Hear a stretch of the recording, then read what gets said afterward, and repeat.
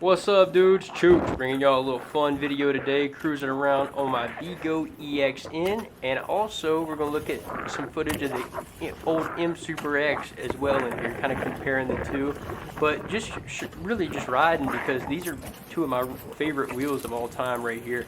The Begode EX.N really has been just a top-notch wheel, and has really gotten me back into riding as much as I used to, and this EX.N is just so fast, so much fun, and the day I got it, I knew that it was just a game changer. The day I got this wheel, I went on the longest range ride I'd ever been on in my entire life, and the whole way it was steady elevation gain up a mountain, pretty much climbing from the Front Range in Colorado up to the top of the Continental Divide. It was the first day I got this wheel, and I rode just straight, probably up about 6,000 feet in elevation gain, and then I rode probably about 50 miles on it, and that was just a deal sealer. Like, just being able to do that in something this small, being able to just head out of the house, not having to worry about changing oil on anything, having to make, like, literally you don't have to unlock anything, you don't have to get anything out. Like with a bicycle, with dirt bikes, with four-wheelers, with all that stuff nowadays, especially with the theft being rampant in cities of motorbikes and all that stuff. The one downfall that people really don't talk about, and people always say in these videos, well, why don't you just get a motorcycle? Why don't you? Dude, I got a motorcycle, dude. I've had ATVs, I've had all that stuff. I've had, you name it, man. I've had the one wheels, I've had the scooters, I've had the mopeds, I had a Kimco 150cc moped when I was 12 years old, and I was darting around on that thing in South Carolina and just blasting on it, dude. So I've been riding forever. And the thing is, like, the one caveat of all that stuff is you gotta park it somewhere. You gotta lock it up. You gotta put in, if you're gonna put even have an e-bike, man, if you're gonna have it like a Super 73, if you're gonna have any type of high quality scooter, anything like that, the only bad thing about it is, guys, is you gotta lock it up, and it does take a little bit of extra time to do that. Now, with my motorcycle and the place I live at right now, like, if you got a garage, dude, and you live in a house and you are not a city dweller, and you can just walk out to your garage and just fire up the motorcycle and haul, dude, you got it made. You simply got it made. But there's a lot of people that just cannot do that. And whenever you move to a situation where you have to lock your motorcycle up outside, and it just becomes a pain, and you start riding way less just because it takes that extra amount of time to just fool with it. And one thing I really love about these is that it's just grab and go. I put two of these in the front seat of my car and just peeled out and headed to Oregon. And I didn't have to fool with loading any motorcycles up, getting them tied down. I didn't have to mix any gas, to get that ready. I didn't have to make sure I had any spare parts or anything like that. I just make sure I got an extra tube, and that's pretty much it. And then take an extra wheel with you, and you're good to go at that point. But you can really go anywhere with this, and it's a do-it-all wheel. You see right here, riding it on the highway like this is actually the highway in Oregon right here, and I don't want people to do this. Whenever you see this in my videos, I don't even like doing this right here. This was literally the only way I could get over here to Oak Ridge. And I was going from West Fir, Oregon over to Oak Ridge, and Oak Ridge has all the mountain bike trails. And the only safe route from Oak Ridge to West Fir is that mountain right behind me, and the train goes through that mountain through the tunnel. I even was curious and was looking at the tunnel, wondering if I could like squeeze through there and if that would be the safest route, because I didn't want to take the highway. So if you're going to do that, though, you saw what I did there.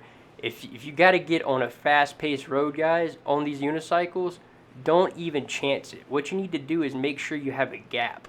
And this is what I'll do for all the mountain roads and everything like that I'm riding on. If I'm ever getting in the road and it's where the cars are going about as fast as I can go, or they're going a little bit faster, I try to gap it out. I'll look down the road a long way, and then I'll head out.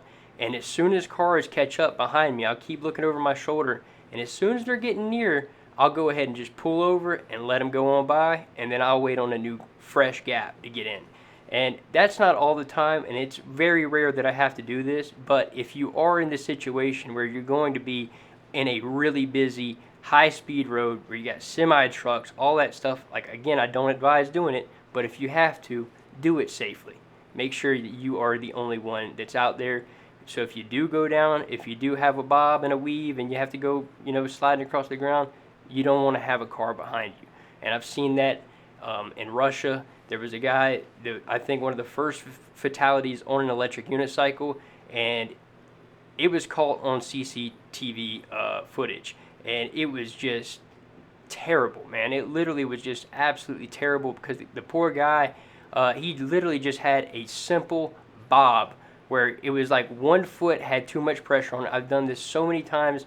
You'll have one foot with just too much pressure on it, and you'll like loosen up your other foot, to readjust it or something, and it'll just abruptly just kind of twist too hard, or a little bit too much weight comes off that you aren't expecting, and you just drop, man. And you go down a lot quicker on this than on a motorcycle or something. With a motorcycle, you get more slide and grace in there. If you're going down on a Harley, it just seems like you're bigger. You're still gonna go down, and you have the potential of a car hitting you from behind. But it's just the dynamics of the way you slide and the way you slide a greater distance on a motorcycle than one of these, just because you have something to kind of slide with. You got all that inertia of that motorcycle, and half the time you're going to be like sliding on top of the motorcycle for 3/4 of the fall. With this, it's just all in and stopping directly into the ground, and very rarely are you going to roll or slide a very long way when you crash on one of these. And so that's the only thing, guys, is if someone's right on tailing you, right on your butt, you just go ahead and pull over, man. Just go ahead and just, put your hand signals up, slow them down. You can put your palms out behind your back and kind of flash them that you're slowing down a little bit, and just go ahead and just pull over and let them go on by. And then you can live to ride another day and have no problems with it. But in cities like New York and stuff like that, traffic is going way slower than these can go. And so that's not a concern. I'm talking about all my the crazy suburbanites that are getting these and get to be a little bit too adventurous with them and trying to get on that main road to connect to your city or something like that. That's who I'm talking about. The people that are already in the city, you got no problems, man. You got the fastest machine on the block, around the corner, and in the whole neck of the woods. If you're in the city, if you're actually in the downtown area of a city, this is just simply just lightning feet is what this is. You can just get around instantly anywhere you need to go, and you are extremely safe. Once you get 3 or 4 months under you, you're wearing the right gear, and you got you can use your brain and have some common sense. You have the best transportation in the city by far. And if you know how to use it right, you know how to use it safely, it's simply just like the best life hack in the entire world. And there's no other way to move around as a human being that's better than this. Once you get it down, there's nothing else. There's literally nothing else made in the world, or else I'd be riding it. I'd tell you that. I'd find it and I'd be riding it. And one thing that I've said this before, one thing that I'm going to get into, and that's going to be my absolute career. I've known it since a kid, and I know the times are changing right now, and that's going to be jetpacks next, man. So I'm telling you straight up, as somebody that is going to sell jetpacks in the future and is going to be all into that, this is the stepping stone to that. And this is the best thing we have, the most efficient thing we have right now that's anywhere similar to where you can efficiently just fly around the city with total minimal effort and just be able to go in any place you want, any trail you want, off-road, through creeks, you can jump over stuff, you can do everything. And I know I'm preaching in the choir here, but the next thing after this is going to be jetpacks, and the only way that they're going to be half as efficient and half as effective as this is if they're electric. And then still, that's going to be a ton of wind and a ton of noise just coming off of those things. And they're making electric jetpacks right now, but they're not completely advanced yet. And it's just still just chaos. There's not going to be a ton of people riding those around through the city, and it's going to be a long way until people are actually using personal flying transportation in the city. And so that's why I'm going to be all into it, but it's not going to be one of those things you can use in the city at all. It's just going to be for places like this where you're going to see jetpacks and all the enthusiasts and the guys that want them, that can afford them. These are the places where they're going to be riding, cruising around at and whatnot. I think there's going to be tons of regulations in city limits when it comes to jetpacks. So these are still going to have a foothold there even 15 years from now. I think that the one-wheel electric unicycle is going to be everywhere. And it's simply because there's nothing better. There's no other form of transport that even is remotely comparable. A bicycle is completely outdated and cumbersome and ridiculous compared to this. I see people out there every day with a bicycle, with a flat, they are literally coming up there. Every time they come out to their bicycle, something's stolen off of it.